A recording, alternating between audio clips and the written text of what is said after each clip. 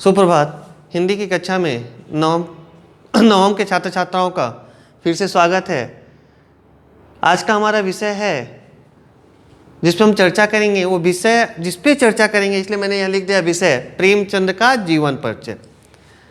अब आपके मन में ये प्रश्न उठ सकता था कि प्रेमचंद का जीवन परिचय क्यों?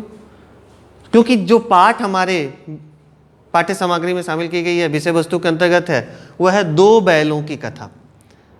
तो इसके रचनाकार कौन है? प्रेमचंद। तो इसलिए मैंने लिखा यहाँ पर पहले कि आज हम लोग प्रेमचंद के जीवन के बारे में जानेंगे। आज प्रेमचंद का परिचय करेंगे। आज की पहली कक्षा जो दो बैलों की कथा शुरू करने से पूर्व उसके रचनाकार के बारे में हम पढ़ेंगे। हम सभी जानते हैं कि प्रेमचंद जो है किसी परिचय के मोहताज नहीं है। कहते हैं ना कि प्रेमचंद के बारे में परिचय देना यानी क्या होता है? चिराग को रोशनी दिखाने के समान है।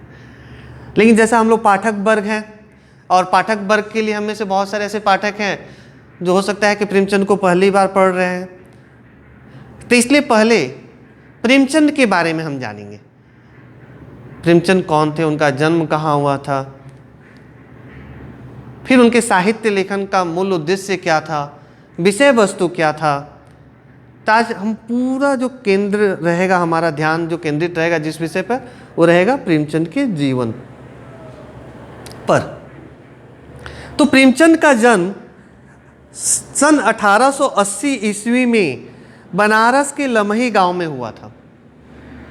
यानी बनारस के लमही गांव में 1880 ईस्वी में प्रेमचंद का जन्म हुआ था।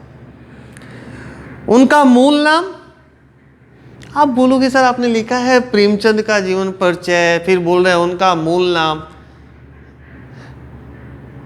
तो साहित्य लेखन के क्षेत्र में आने के बाद या कई बार स्थितियां विपरीत होने के कारण रचनाकार क्या करते थे, अपना नाम बदल कर लिखते थे।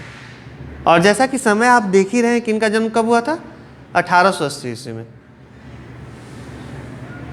यानी उस समय हमारा देश अंग्रेजों के अधीन था और उनके खिलाफ 1857 की क्रांति से भली भांति परिचित हो, देश को आज़ाद कराने के लिए संघर्षरत था। जैसे जैसे हम आगे बढ़ेंगे तो देखेंगे कि इनका प्रेमचंद का साहित्य भी जो है कहीं ना कहीं अप्रत्यक्ष रूप से उस आंदोलन का एक हिस्सा रहा है। इससे पहले उनकी जो रचना थी सोजे वतन, जिसे अंग्रेजों ने जब्त कर लिया था, उसके बाद से उन्होंने, उससे पहले वो नवाब राय के नाम से लिखते थे। जैसे वो रचना जब्त हो गई तो उन्होंने फिर प्रेमचंद के नाम से लिखना शुरू किया। लेकिन इनका मूल नाम क्या था? धनपत राय। ये आप हमेशा ध्यान में रखिएगा कि प्रेमचंद का जो वास्तविक नाम जो था, मूल नाम जो था, वो था धनपत राय। प्रेमचंद का बचपन अभावों में बीता और शिक्षा जो है बीए तक ही हो पाई थी।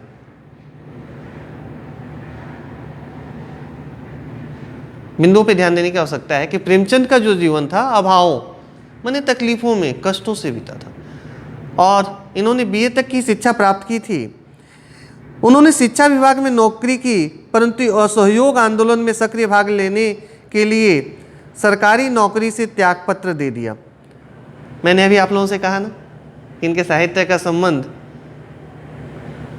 प्रत्यक्ष या अप्रत्यक्ष रूप से कहीं ना कहीं जुड़ा हुआ था।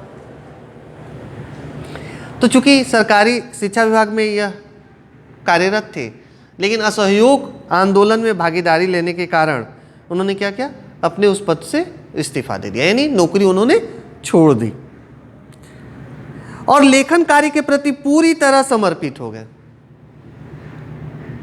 हम जो रचना पढ़ेंगे दो बैलों की कथा के माध्यम से, उन्होंने हमें बहुत सारे संदेश दिए हैं। कई ऐसे संदेश दिए हैं जो मनुष्यों में भी दुर्लभ हैं।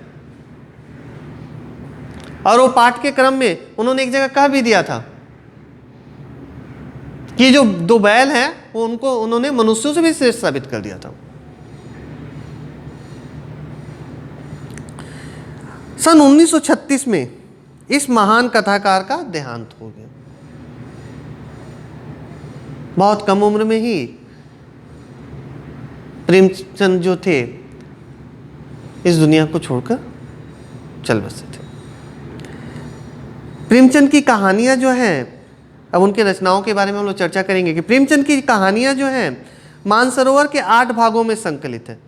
माने मानसरोवर जो है कहानी संग्रह, उसके 8 भाग है, उसमें वो संकलित है। और इनके उपन्यास क्या थे?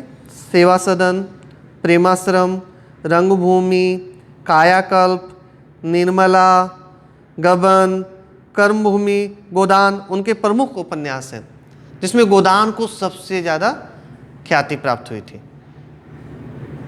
उनका जो गोदान उपन्यास है विश्व के गिने चुने साहित्यों में एक है। वो, मैं भारत की बात नहीं कर रहा हूँ, विश्व की 18 से अधिक भाषाओं में उसका अनुवाद भी हो चुका है।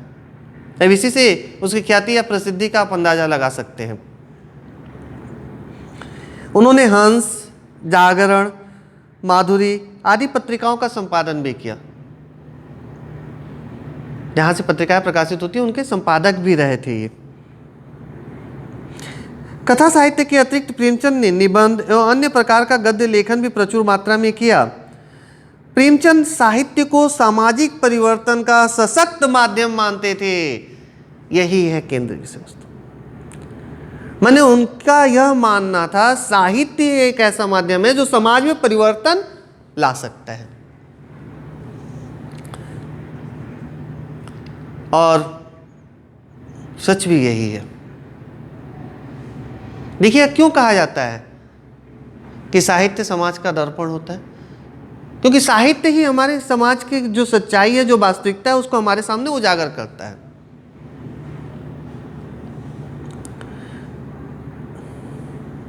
उन्होंने जिस गांव और शहर के परिवेश को देखा और जिया, उसकी अभिव्यक्ति उनके कथा साहित्य में मिलती है। इसीलिए किसी भी पाठ को पढ़ने से पूर्व उसके रचनाकार के बारे में जानना आवश्यक है। प्रेमचंद ने जिस जीवन को जिया था, जो उन्होंने महसूस किया था, वह उनके साहित्य में भी अभिव्यक्ति के रूप में देखने को मिलता है। किसानों और मजदूरों की दयनीय स्थिति, दलितों का शोषण, समाज में स्त्री की दुर्दशा और स्वाधीनता आंदोलन आदि उनकी रचनाओं के मूल विषय हैं। प्रेमचंद की कथा साहित्य का संसार बहुत व्यापक है, बहुत बड़ा है, क्योंकि उन्होंने कई घटनाओं को, कई विषयों को एक साथ समाहित किया था, समावेश किया था। उसमें मनुष्य ही नहीं, पशु पक्षियों की भी अद्भुत आत्मीयता मिलती है। बड़ी से बड़ी बात को सरल भाषा में और सीधे और संक्षेप में कहना प्रेमचंद की लेखन की एक बहुत बड़ी विशेषता थी। उनकी भाषा जो थी सरल थी, सजीव और मुहावरेदार थी, तथा उन्होंने अरबी, फारसी और अंग्रेजी के प्रचलित शब्दों का प्रयोग भी जो है बड़ी कुशलतापूर्वक किया था। तो ये संक्षिप्त में हम लोग, और आप लोग जानते ही हैं कि प्रेमचंद को कथा सम्राट, युग प्रवर्तक, युग निर्माता, यहाँ तक कि उनके पुत्र ने उन्हें कलम का सिपाही तक कह डाला था। माने लेखनी पे उनका एकाधिकार प्राप्त था। तो ये प्रेमचंद के बारे में आज हम लोगों ने संक्षेप में चर्चा किया। अगले दिन हम लोग मुख्य हमारा जो विषय है, जो पाठ है, 2 बैलों की कथा, उस पर चर्चा करेंगे। धन्यवाद।